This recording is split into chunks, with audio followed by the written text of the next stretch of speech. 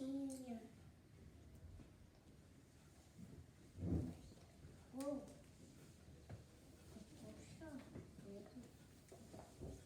Poxa,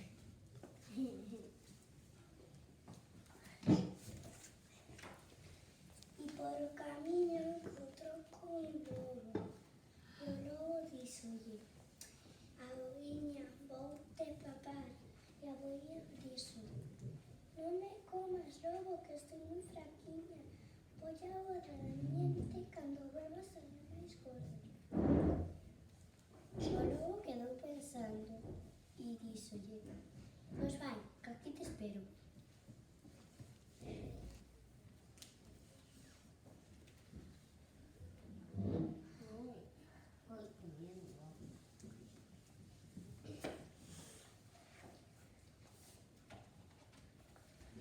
Despois, por o camiño, encontrou con un oso.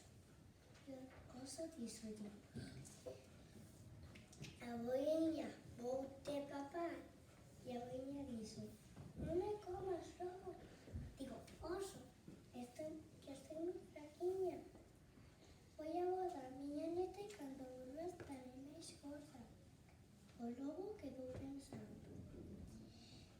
e díxolle: Pois vai, que aquí te espero.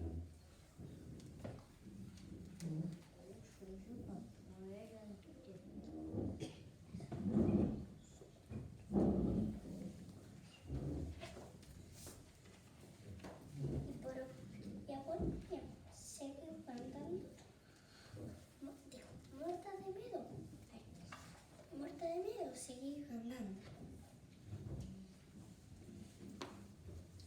E por o camiño encontrou con un león e díxolle: Abuinha, vou-te papar.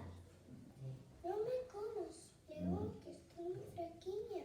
Voy a botar a miña neta e cando volva estaré máis gorda. O león quedou pensando